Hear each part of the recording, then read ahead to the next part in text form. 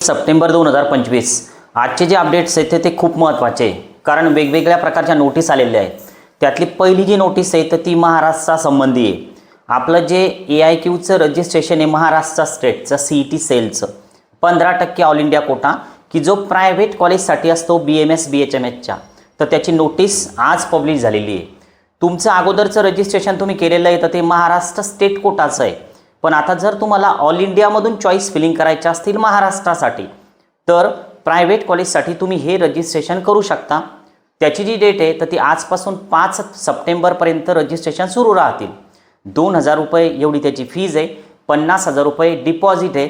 Deposit हे refundable असतं, पण जर समजा सेकंड राऊंडला तुम्हाला कॉलेज मिळालं आणि तुम्ही जर ते नाही घेतलं तर डिपॉझिट जप्त होऊ शकतं. तर यावर थोडं फोकस करा. तर हे पहिलं आणि अतिशय महत्त्वाचं आजचं अपडेट. यानंतर आपला जो ऑल इंडिया कोटा आहे MCC वाला की ज्यामध्ये government college AIIMS JIPMER deemed university येतात MBBS BDS साठी, तर त्याच्या सेकंड राऊंडचं शेड्यूल पब्लिश झालेलं आहे. साधारण 4 तारखेपासून परत एकदा नव्यानं रजिस्ट्रेशन सुरू होत आहेत सेकंड राऊंडचे.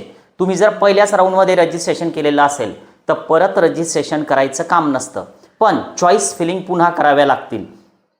तिसरा अपडेट आहे EECCचं की जो आपला BMSचा ऑल इंडिया कोटा असतो गव्हर्नमेंट कॉलेज आणि डीम्ड युनिव्हर्सिटीसाठी. शेवटचा दिवस होता आजचा. जर तुम्ही चॉईस फिलिंग केल्या असतील तर त्या आता सध्या लॉकिंग सुरू झालेलं असेल ते लॉक करून घ्या, कारण आज त्या लॉक होणार.